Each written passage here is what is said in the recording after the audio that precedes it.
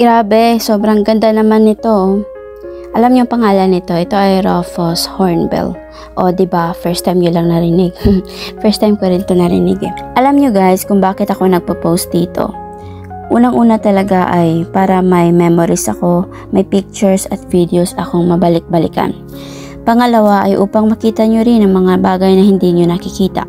Di nyo alam, baka soon makikita nyo rin in person yung napanood nyo lang sa mga videos ko o sa mga newsfeed nyo. Grabe no, ang ganda nitong bird na to. Grabe.